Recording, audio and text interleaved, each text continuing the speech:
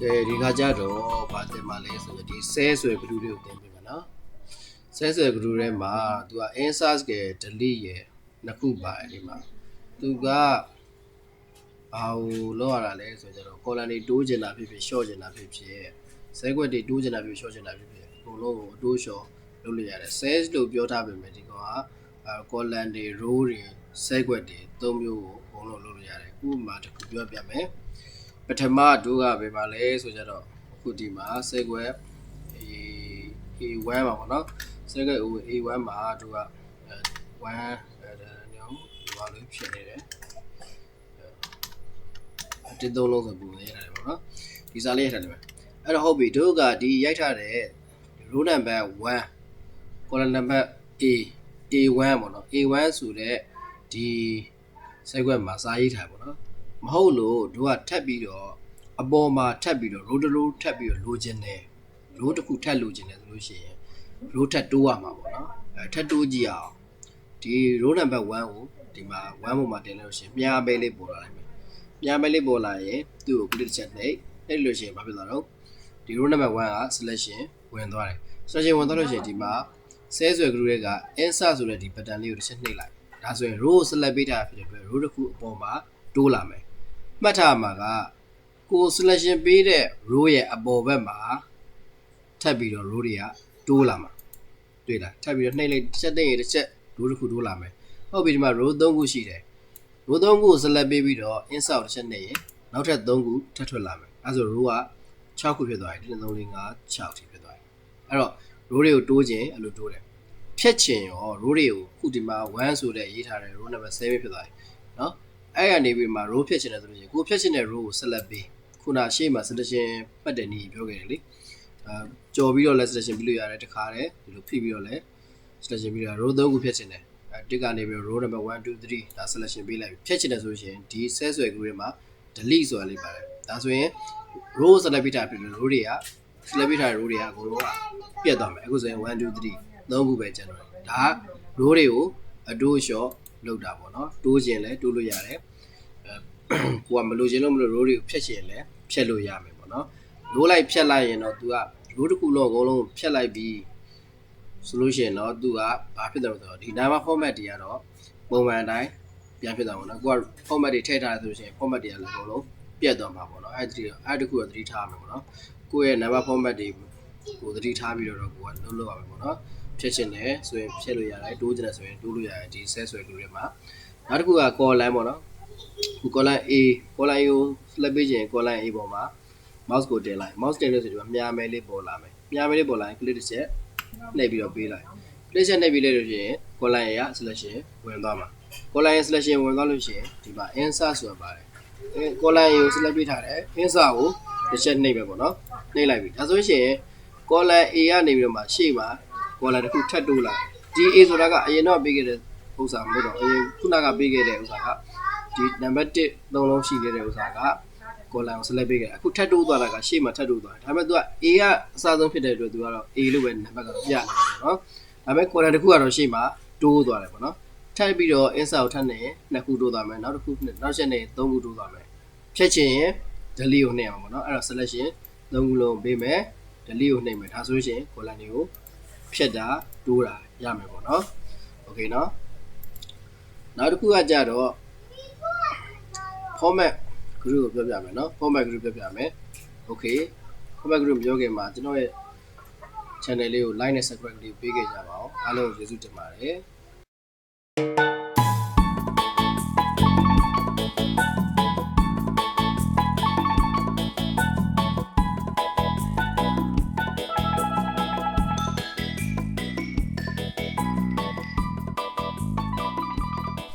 ဒီခါကျတော့ number format အကြောင်းပြောပြမယ်ဒီမှာ number ဆိုတဲ့ group လေးရှိတယ် number format group ပေါ့နော်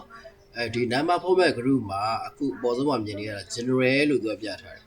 general ရဲ့ဘေးမှာဒီ download လေးရှိတယ်ဒီကောင်တစ်ချက်နှိပ်လိုက် download တစ်ချက်နှိပ်လိုက်တဲ့ခါကျလို့ရှိရင်သူကဒီမှာ general ပါတယ် number currency accounting short date long date time percentage နော် fraction scientific testဒီဟာတဲ့ပုံပြီးသိချင်တယ်ဒီမှာ more number format ဆိုတာဒါလေးကိုနှိပ်လိုက်သူ dialog box ကြာလာလိမ့်မယ် ဒီ dialog box ကအဲ့လိုဖော်လို့လည်းရတယ်တတိယပြင်ဘယ်လိုဖော်မလဲဆိုရှင်ဒီ number ဆိုတဲ့ group လေးရဲ့ဒီနားမှာ dialog box မြားလေးပါတယ် number format dialog box မြားလေးပါတယ်အဲ့မြားလေးကိုနှိပ်လိုက်ရင်လည်းဒီ format dialog box လေးကြာလာပြီပေါ့နော် format dialog box ကြာလာပြီဆိုလို့ရှိရင်သူကဒီမှာရေးကြီးတာကဒီနောက်ကဥစား align တို့ font တို့ border တို့ဆိုတာရှေ့မှာပြောပြီးသားတွေဖေးတာတို့ဘာလို့အဲ့ဒီပြောပြီးသားပဲเนาะသူက number ဆိုဒီ format ထဲမှာအမျိုးအစားဒီမှာရှိတဲ့အကောင်လေးတွေပဲအကုန်ပြန်ကြလာတော့မပါဆိုဒီမှာ special နဲ့ custom ဒီတစ်ခုပဲပါမလားပေါ့เนาะ general မှာဆိုလို့ရှိရင်သူကဘာရေးတဲ့မင်းကြိုက်တာရေးစာရေးရင်စာပေါ်မယ်ကဏ္ဍရေးရင်ကဏ္ဍပေါ်မယ်ဒါကြိုက်တာရေးလို့ရတဲ့ပုံစံမျိုးဒီပြောတော့စက်ကွက်ကိုသူကformat ပေးမထားဘူးပေါ့เนาะ general ဆိုရေးဘူးကမင်းကြိုက်တာရေးစင်ပြေသလိုရေးကဏ္ဍရေးစာရေးလို့ရတယ် number လို့ရေးထားလို့ရှိရင်ကဏ္ဍနဲ့ရေးတဲ့ခါမျိုးမှာ तू ကဘာပါလာပြီလဲဆိုတော့ decimal place လို့ပါလာဒသမနေရာတွေဘယ်နှလုံးဖြတ်မှာလဲလို့ဒါ number နဲ့ပတ်သက်တဲ့ဥစားပြီးရင် use ဒီက1000 separate 1000 separate တာပါတယ်1000 separate ဆိုတော့ထောင်ပြက်ဖြတ်တာထောင်ပြက်ဆိုတော့3ည3လုံးကို तू က comma ဖြတ်ပြီးတဲ့ပုံစံသုံးတာပေါ့နော်အဲနောက်က comma သင်္ကေတလေးလည်းပါတယ်ပေါ့နော်အဲ့ဒါလေးနှစ်ခုသုံးလို့ရတယ်အောက်မှာဆိုရင် negative number ဆိုတာကအနှုတ်ဒီပုံသုံးကျင်တဲ့ပုံစံမဟုတ်ဘူးဘယ်ပုံစံလေးသုံးကျင်တဲ့ကြားလေးကိုနမူနာပေးထားတဲ့ဟာလေးကိုယူသုံးလို့ရတယ်ပေါ့နော်အဓိကက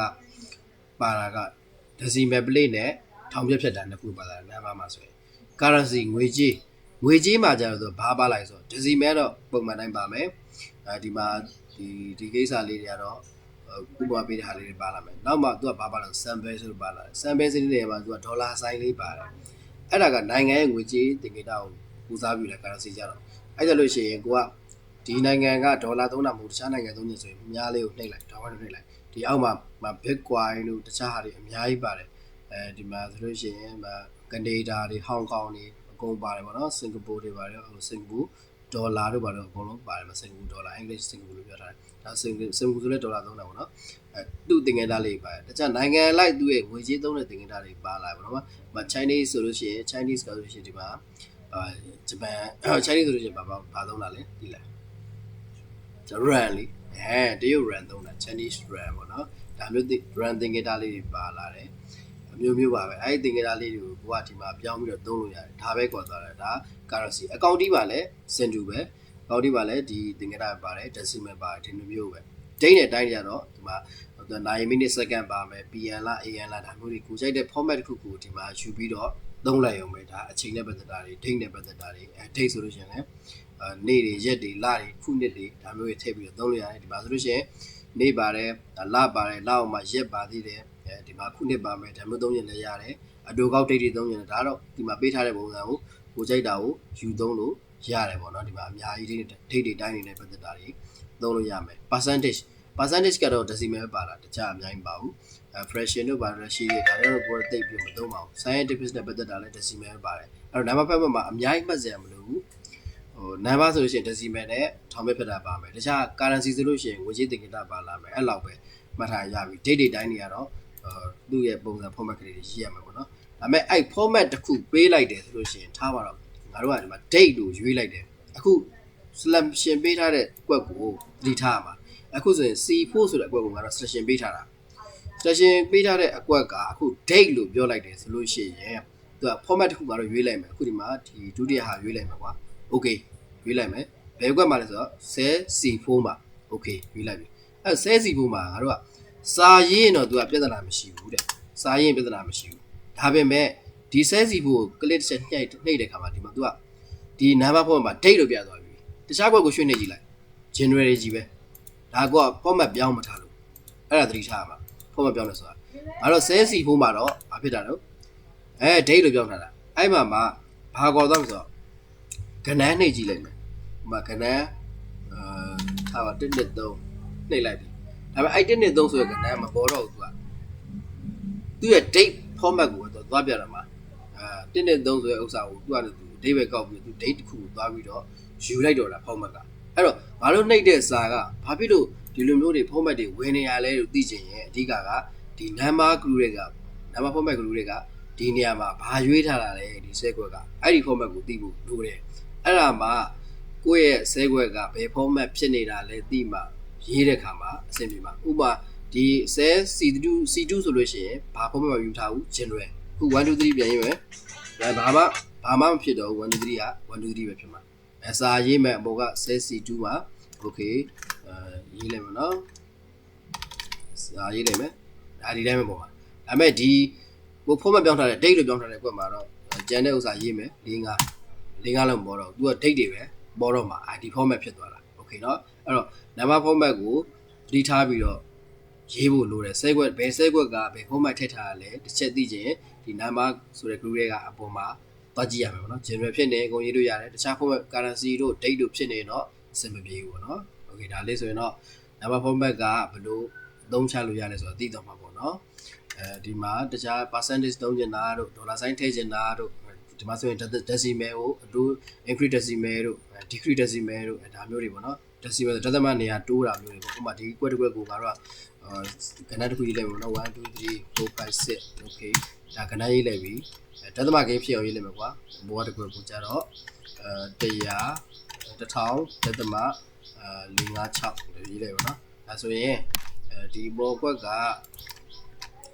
ဒသမနဲ့ရေးထားတယ်ဟုတ်ပြီဒသမ3လုံးရေးထားတယ်ဒါပေမဲ့ဒသမဖြတ်ချင်တယ် short ချင်တယ်ပေါ့နော် decrease short ချင်တယ်456ကို4 5လောက်ပဲထားချင်ဆိုရင်ဒသမ short လိုက်ဒါဆိုရင်5ဆိုရင်6ဆိုရင်ရှေ့တိုးပြီးတော့4.6လို့ဖြစ်0.46လို့ဖြစ်သွားတာပေါ့နော်ထပ်ပြီးတိုးချင်တယ်ဆိုဒီမှာ increase decimal ဒါရွေးလို့ရတယ်ဒါမှသူကငွေကြေးတို့တင်ငင်တာထည့်ချင်တာဆိုလို့ရှိရင်ဒီမှာစဉ်းစားပါဒေါ်လာဆိုင်လေးပါတယ်ဒါလေးကို account တီးတို့သုံးချင်တယ်ဆိုရင်ဒေါ်လာဆိုင်ထည့်ပေးလိုက်ဒါဆိုရင်ရှေ့မှာဒေါ်လာဆိုင်လေးပါလာတယ်ဒါဆိုငွေကြေးတင်ငင်တာတစ်ခုခုထည့်ပေးတာပေါ့နော်အဲ့မှာငွေကြေးတင်ငင်တာတွေပါယူရိုတို့ပါလို့ပြောင်းချင်တာတော့ဒီမှာကိုကစိတ်ကြိုက်ပြန်ပြောင်းလို့ရတာပေါ့နော်ပုံမှန်ပြတော့ဒေါ်လာဆိုင်ထည့်တာများပါတယ်ဒါတင်ငင်တာတစ်ခုအနေနဲ့ထည့်တာပေါ့နော်โอเคဒါဆိုရင်တော့ဒါမှ format ကဘယ်လိုလုပ်လဲဆိုတာကိုသိမှထင်ပါတယ်နော်ကဲဒီခါကျတော့ align group တွေက mass and center ရဲ့ what tag နှစ်ခုပြောပြမယ်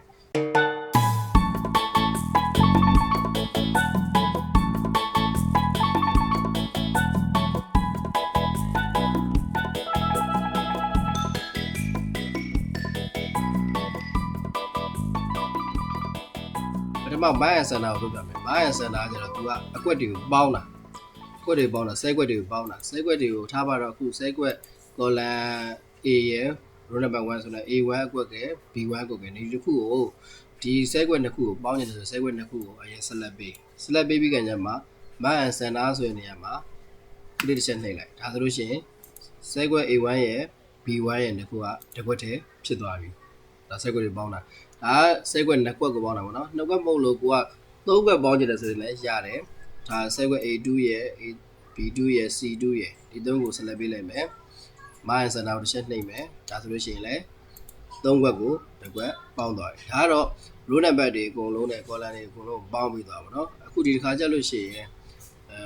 column တွေကိုပေါင်း column တစ်ခုတည်းကနေပြီး row number တွေပေါင်းပြမယ်အခု column A row number 3မှာရှိတဲ့ဒီခွက်ကို select ပေးမယ်ပြီးတော့အောက်တိုင်း column A row number 3ကနေပြီးမှအောက်ကို selection 3ခွက်4ခွက်5ခွက်6ခွက်10ခွက်လောက်ထိပေးလိုက်မယ်ပေါ့နော်ဟုတ်ပြီ3ကနေပြီး10ထိပေးလိုက်ပြီအဲ့တော့ဒီ3ကနေ10ထိ column A မှာအကုန်လုံးတစ်ခွက်တည်းဖြစ်နေတယ်ဆိုတော့ mass center ကိုတစ်ချက်နေတယ်ဒါဆိုလို့ရှိရင် column A မှာပဲ row number 3ရယ်4ရယ်5ရယ်6ရယ်7ရယ်8ရယ်9ရယ်10ဒါတွေအကုန်လုံးကတစ်ခွက်တည်းဖြစ်သွားတယ်ပေါ့နော်ဒါဆိုတော့ဒါ mass လုပ်တဲ့ mass and center တို့တဲ့ကိစ္စပေါ့နော်ဒါပြောတော့အကွက်တွေကိုပေါင်းတာပေါ့နော်ပြန်ပြီးသူ့ပုံစံအတိုင်းပြန်ဖြစ်နေတယ်ဆိုလို့ရှိရင်အဲ့ဒီအကွက်ပေါ်မှာ select ပေးတဲ့ select ပြီးတော့ mass and center မှာဒီမှာဖဲအောင်လေးနဲ့သူကလင်းနေလိမ့်မယ်အဲ့လင်းနေတာကိုပြန်ပြီးတော့တစ်ချက်ပြန်နှိပ်ပေးလိုက်ဒါဆိုရင်မူလပုံစံအတိုင်းသူကA1 B1 တွေဖြစ်သွားပြီအဲ့တော့ဒီမှာ၃ခွက်ပေါင်းခဲ့တယ်ပြန်ပြီးတော့ပြန်ဖြောက်လို့ရတယ်โอเคဒီမှာပေါင်းထားတဲ့ row number 3ကနေ row number 10အထိအကုန်လုံးပေါင်းထားတယ်ပေါင်းထားပြီးပြန်ဖြောက်ရှင်တယ် mass and center တစ်ချက်ပြန်နှိပ်ဒါဆိုလို့ရှိရင်အကွက်တွေကပုံမှန်တိုင်းပြန်ဖြစ်သွားပြီပေါ့နော်ဒါကတော့ segwit တွေကို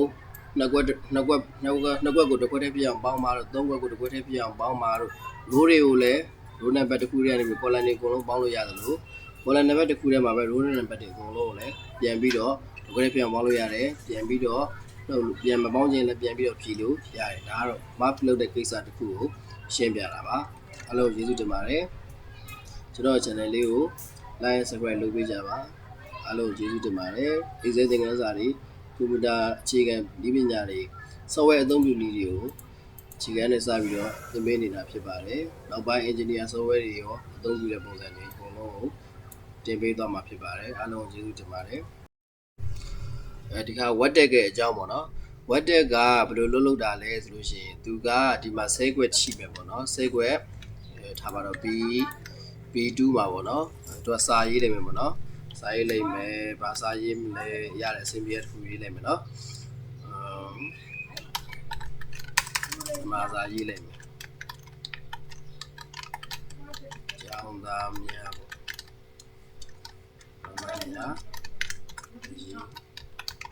အတွက်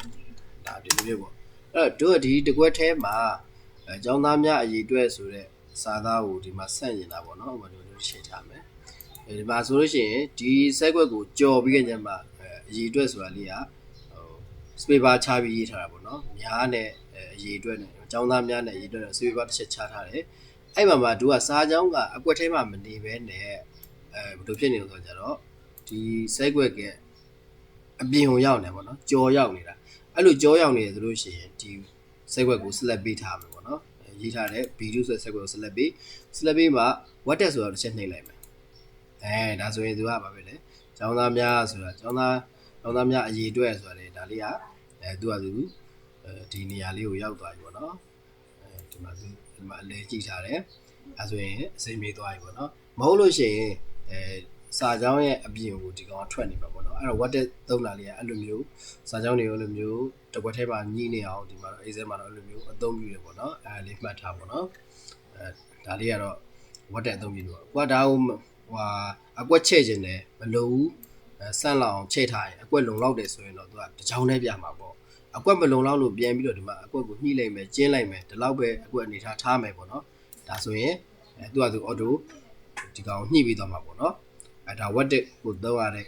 အကြောင်းရင်းပေါ့နော်သစားသားကိုသူကဒီကွက်ထဲမှာပဲဘောင်းဝင်အောင်ညှိပြီးတဲ့သဘောမျိုးလေးပေါ့ရမလားမသိဘူးနော်အဆင်ပြေမယ်နော်